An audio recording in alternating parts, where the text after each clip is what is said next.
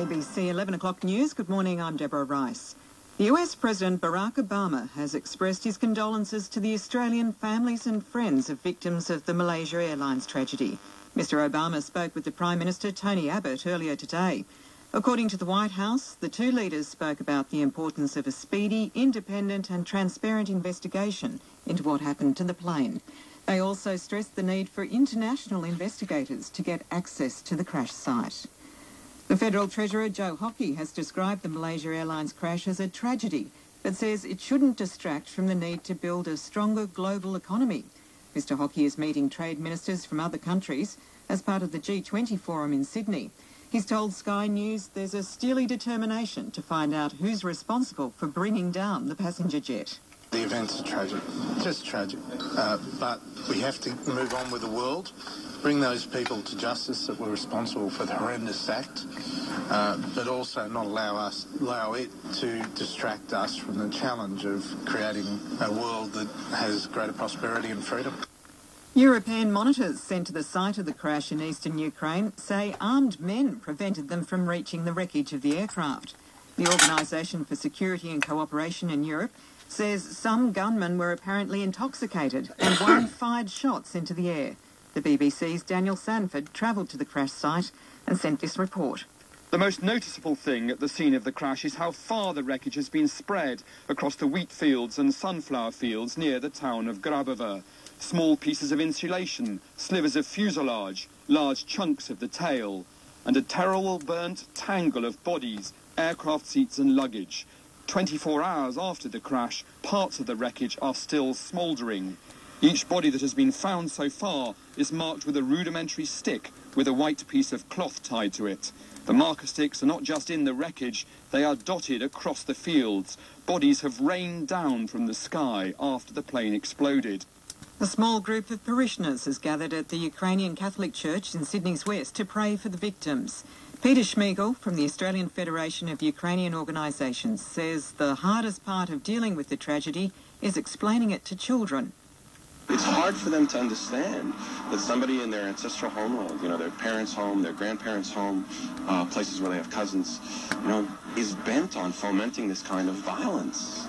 They just don't get it. So one of our challenges as a community is to keep on reassuring our kids. In other news, Okay, I think we'll stick to that one topic.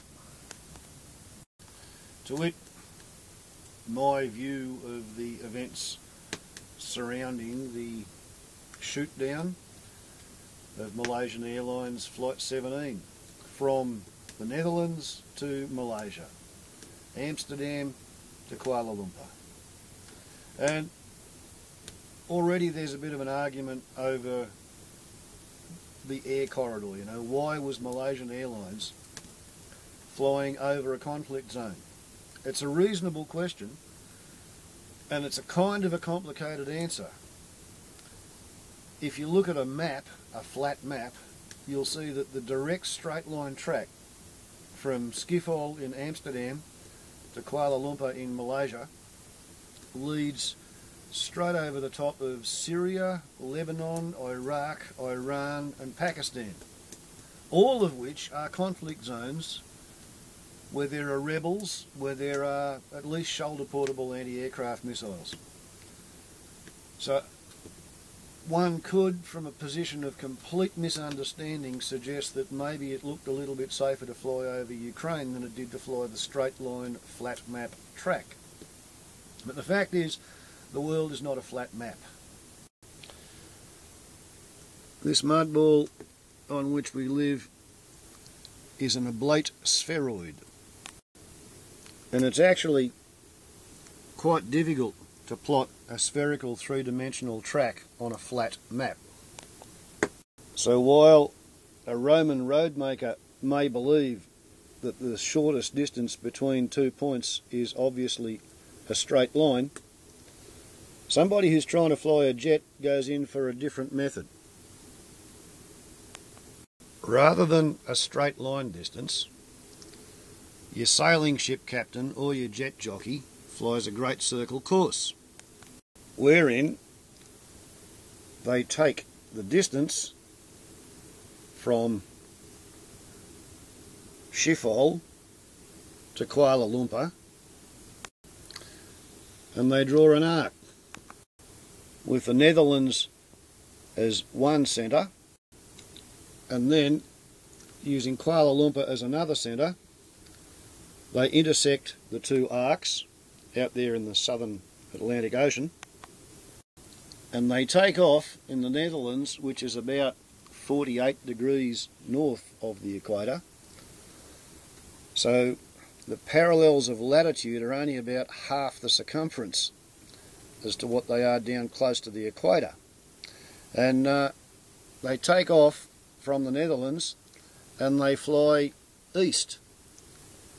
And the track takes them over the Ukraine, and the further east they get, the more they come down to the south, to the south, to the south, to the south, and they arrive at Malaysia, Kuala Lumpur, on a great circle course. And that there is the equator. So the shortest line, the most fuel efficient route between the Netherlands and Kuala Lumpur flies straight over the top of the Ukraine. However, you will notice, if you look closely, that's your theoretical Great Circle track, and the shoot down happened about 100 miles north of there. So it looks like the Malaysians were trying to conserve every possible skerrick of fuel by staying as far north as possible for as long as possible. So they weren't actually going to fly a Great Circle course, they were going to fly a Great Ellipse, and they were going to bend their track to keep it north for as long as possible to save fuel. So they really were interested in sailing ship navigation. And of course the reason that they were so desperately interested in saving fuel is because they still haven't found flight ML370, which is thought to be somewhere out here after something catastrophic happened in the cockpit 3 months or so ago. So, from your military point of view, you've got an aircraft flying from Amsterdam through a fairly well recognised airline corridor across all of the ostensibly government-held part of the Ukraine on a track towards eastern Ukraine, aka Ukrainistan, where the Pro-Russian Separatist Rebels are known to be in possession of advanced, sophisticated, elegantly designed, highly capable surface-to-air missile systems which have a maximum target altitude for interception of, I think, 20,000 metres, 60,000 feet. And where the government of Ukraine is trying to look as in control as possible, despite the fact that the rebels have taken the Crimean Peninsula and more or less that chunk of the country there. So instead of closing their airspace, which admits that they've lost control of the entire eastern chunk of their territory, the government in Kiev had first announced that might not be a good idea to fly below 20,000 feet. Then they brought it up to 30,000 feet. And finally I think they came to 33,000 feet. But they still had not closed their airspace to civilian aircraft above 33,000 feet. So in order to save fuel, the higher one flies a jet engine, the less dense the air is, and the less dense the air is, the less oxygen's in the air, and the less oxygen's in the air, the less fuel you have to burn in it. So Malaysian Airlines were quite happy to direct the flight at 33,000 feet plus through an ostensibly officially safe air corridor over what was considered to be a ground rebellion on Ukrainian territory. So already you'd have to say that the political ambitions and posturings of the government in Kiev are partially responsible because they should have closed the airspace. One could also suggest that the flight director of operations at Malaysian Airlines is heavily at fault for choosing to pinch pennies and fly over a war zone. But one can understand the government in Kiev trying to maintain a front an appearance of being in more control than they really are. One can understand the Director of Flight Operations deciding that, okay, well, you know, we can save how many thousand kilograms of jet fuel by taking the most fuel efficient route, even though there's a war going on the ground. But, you know, like, everybody flew over Afghanistan for 12 years knowing that the rebels on the ground were shooting down helicopters, but the rebels in Afghanistan didn't have SAM 11s or Bok surface-to-air missile medium-range systems. The deciding factor as far as Malaysian Airlines was concerned was that they were one of only 16 different airlines that were using that corridor in the previous 24 hours. I personally think they should have paid more attention to the fact that a week ago the rebels announced that they captured a military base full of these missiles, these Buk anti-aircraft missiles. They should also have paid attention to the fact that in the previous week at least 2 military jet transports had been shot down by the rebels. And if you can shoot down a military jet transport, you can shoot down a civil airliner, so therefore it's a dumb idea to fly your civil airliner over the top of that particular war zone. Surely that is a logical conclusion, but of course I'm speaking in 2020 hindsight, and my 2020 hindsight rests on the fact that the Director of Flight Operations at Qantas decided 3 weeks ago that the Flying Kangaroo was not going to fly over the top of the Ukrainian rebels, because the Ukrainian rebels were in possession of flame-farting telephone poles that can fly up to 20,000 metres in the sky and blow your fucking engine off. So that was the, you know, conclusion of Qantas. Don't go there. Just don't go there. Now, apparently, if you do a computer search for flights anywhere in Southeast Asia and Australasia, and you're looking for the prices for an airline ticket anywhere, Malaysian Airlines is about the lowest bidder. Right? It's the cheapest airline you can fly on. So presumably the people who were flying on that airline understood that the lowest bid tender always cuts costs that other people don't think it was worth cutting, you know. Qantas flight director thought, bugger it, we'll just stick a few more 1,000 gallons of kerosene on board and we'll fly somewhere else. Malaysian Airlines trying to get their load factor up. Load factor's airline talk for bums on seats. You can only barely break even if you've got about 60% of your seats full. To make a profit, you need at least 70 or 80% of your seats full. If you take away the 100 people who are coming from Holland to Australia for an international conference on treatment and prevention and cure of human immunodeficiency virus, HIV, AIDS, there's 100 people coming to a conference in Melbourne this weekend who are on the downed aircraft. You take them off it, the load factor on that Malaysian Airlines flight from Amsterdam to Kuala Lumpur was down below 50%. Malaysian Airlines is an airline that's under financial pressure. It's under financial pressure because they just lost an aeroplane and they spent a lot of money flying the grieving relatives of the missing passengers out to Australia so they could be close to the search zone. They've announced that they're not going to fly anybody to Kiev to be close to the bodies, but they will help or will assist with the repatriation of the bodies back to wherever the people used to live. So yeah, Malaysian Airlines were at fault, but personally, I don't like getting on any aeroplane unless I can do a walk-around inspection, kick the tyres, waggle the control surfaces, you know, wobble the wingtips, and come to the conclusion that it's been properly maintained and it's airworthy. If I go on a regular public transport airliner, I have to trust somebody else has done that job. And I got to say, last time I flew, the second last time I flew on a regular public transport airliner, we took off out of Kingsford Smith Airport in Sydney at night, aiming to fly to Glen Innes via Inverell.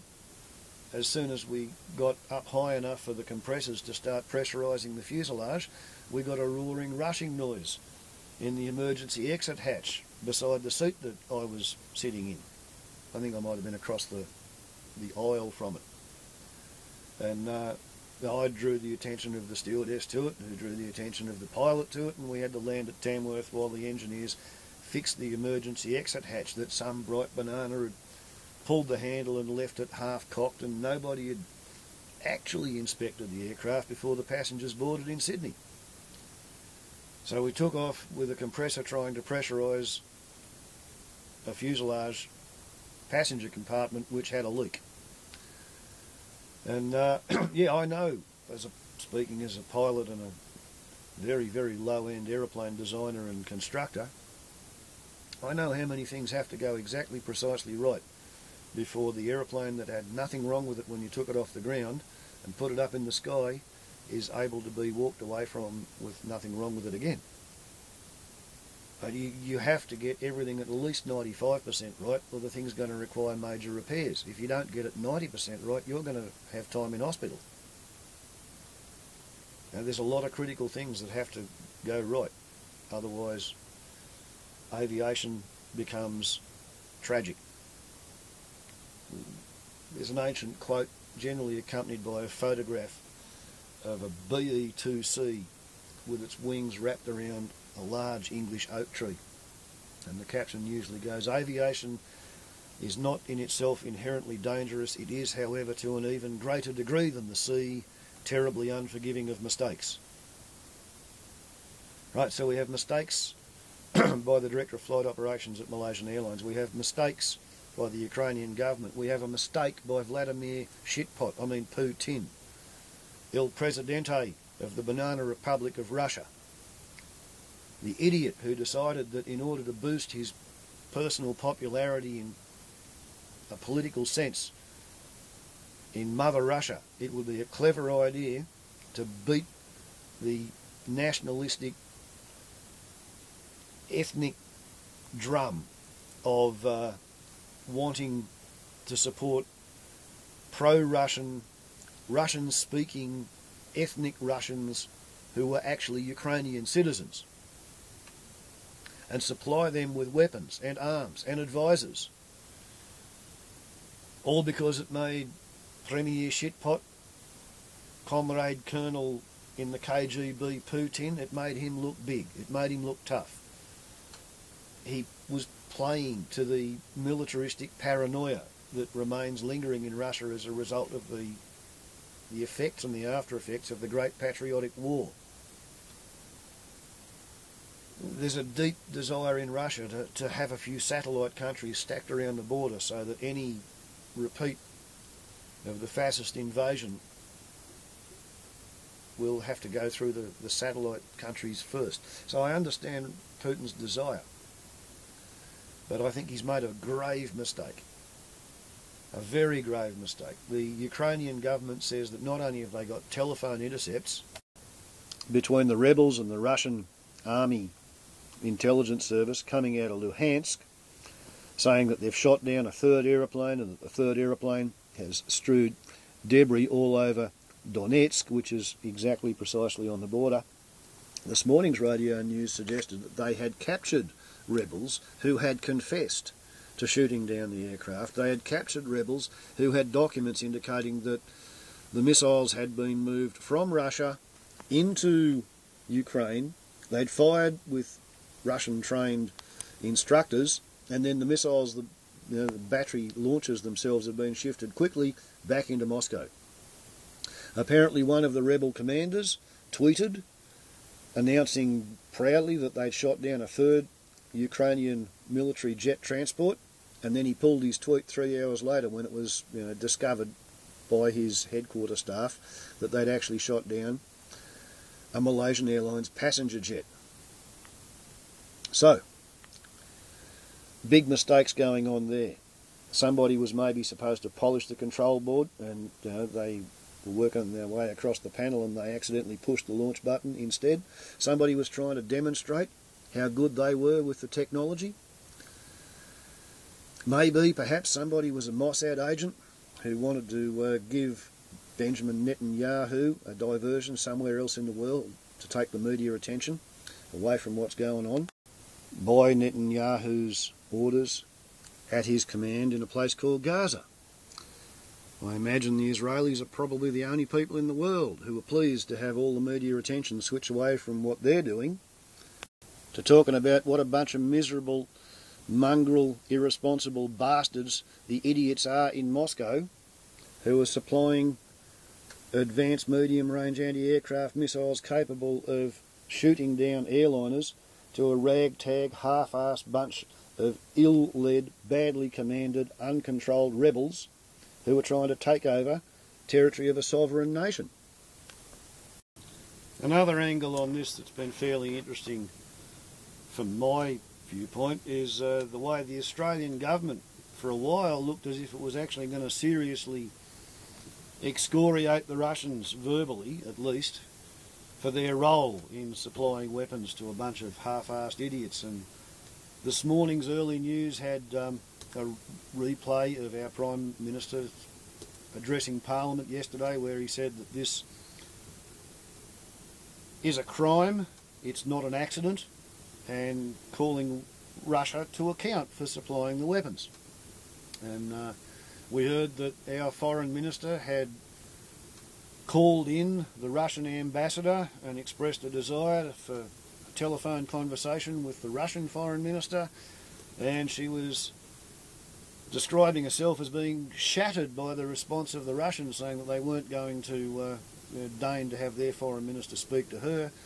However, their Foreign Minister made a press release castigating the Australian Prime Minister for expressing his opinion based on reports rather than troubling himself to wait for the facts, which presumably means those statements which Russia chooses to label as facts. But then, as you heard in the news bulletin at the start, dear old Joe Hockey, the mercantile mercenary, the man who loves his lucre, he's decided that, we just have to put all this behind us. We have to keep trading. We have to grow the economy. We can't afford to think about the dangers of airline transport.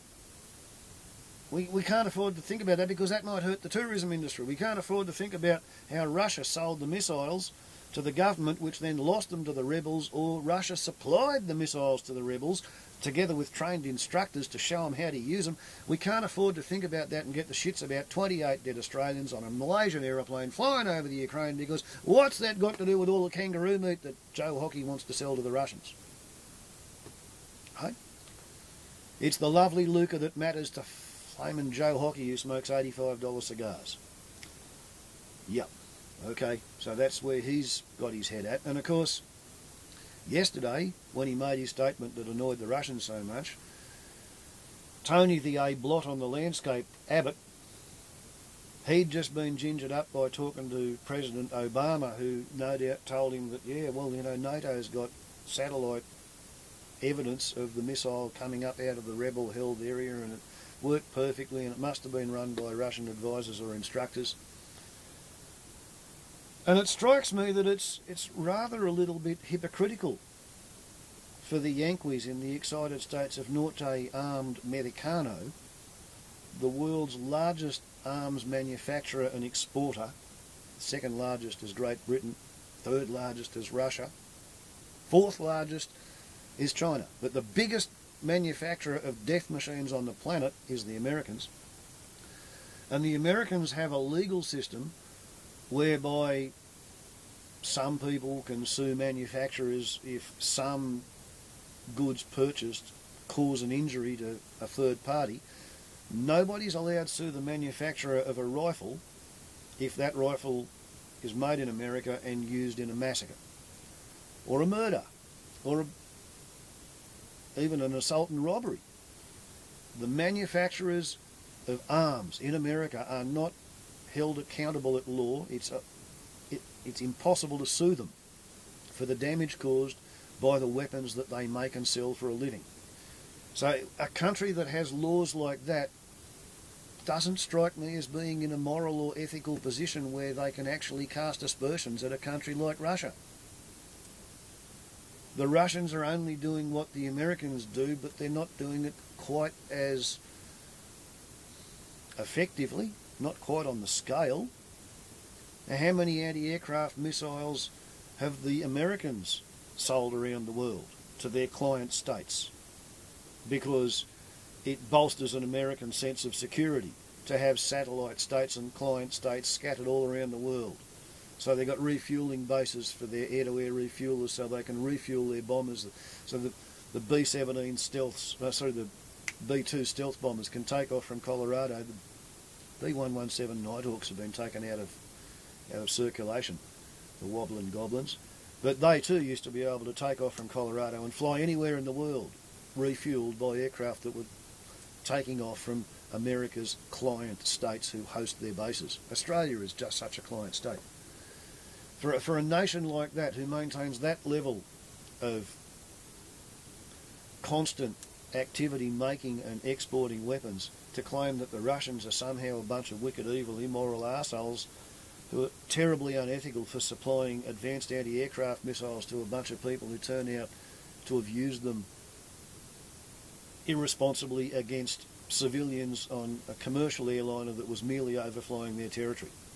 And on that point, the Ukrainians have got a telephone intercept of pro-Russian Ukrainian separatist rebels expressing their disbelief at the idea that any civilian aircraft would be flying over Ukrainian territory. So the rebels had no idea that the Ukrainian government had been advising the International Airline Council that it was perfectly safe to fly over the rebels as long as you don't go below 30,000 feet.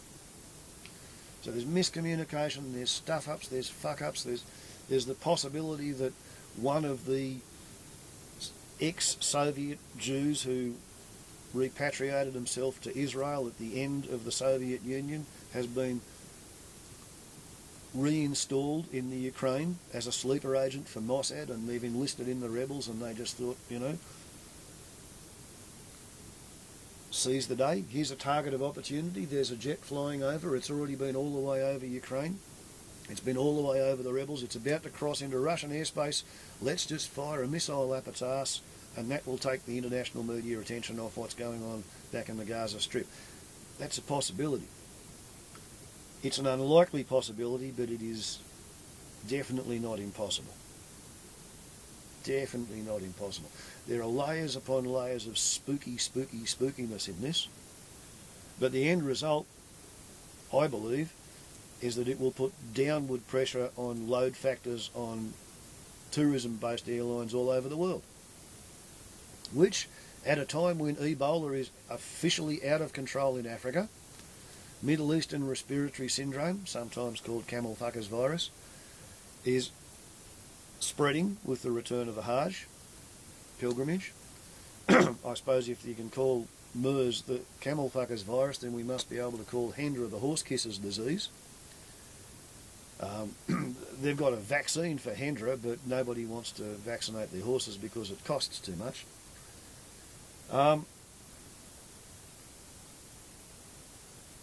ISIS is still giving birth to a Sunni Islamic caliphate where Iraq used to be. The Syrians are still revolting. Pakistan's still the sort of mess we're in at. I strongly suspect that a package I dispatched airmail to England, back scroll my videos and you'll find a movie called Thumb Nuts to Cornwall where I actually posted video of myself posting the package. They've never shown up. The Swapsy deal, the book of poetry from Cornwall coming back here, that hasn't showed up either. I strongly suspect that when Pakistani Taliban infantry grenadier commandos in 3 platoons over about 3 or 4 days attacked the international terminal at the Karachi airport in Pakistan, I think those airmail packages may have been on a baggage cart being transshipped across the apron from one aircraft to the other. And I think they may have been destroyed in a civil war in Pakistan, but neither one of them has showed up at its destination. And by the synchronicity, neither one of the people who posted the items hung on to the receipt. So it appears that keeping the receipt when you post something in international airmail, keeping the receipt, it's a piece of sympathetic magic, right? Negative sympathetic magic, actually, because you keep the receipt so you've got it in case you need it, But because you've got it, therefore you don't need it. In this case, neither one of us kept the receipt, therefore we're both walking around with sore knees because we're kicking ourselves in the backsides for not keeping the receipt because the items have gone missing. So, can anybody be certain that any international airliner is not going to bring a disease into the country or get shot down or crash on its way out of the country? No, you can't be certain, especially in a time of increasing financial pressure on the airlines. So there we go, that's the wash up from Malaysian Airlines Flight 17. At least it's not missing, like Malaysian Airlines Flight 370. Nobody yet knows what happened to that one. Was it a meteorite strike in the cockpit?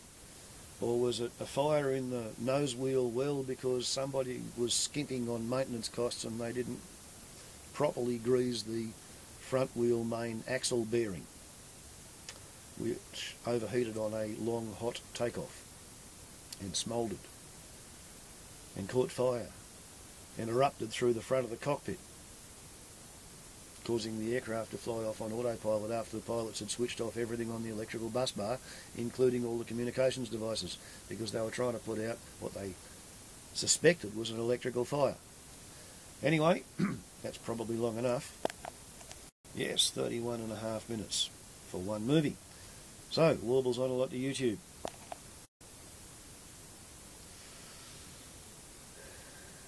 Do yourself a favour. Next time you want to have a holiday, take a staycation and go nowhere. Just sit around and relax. Ciao.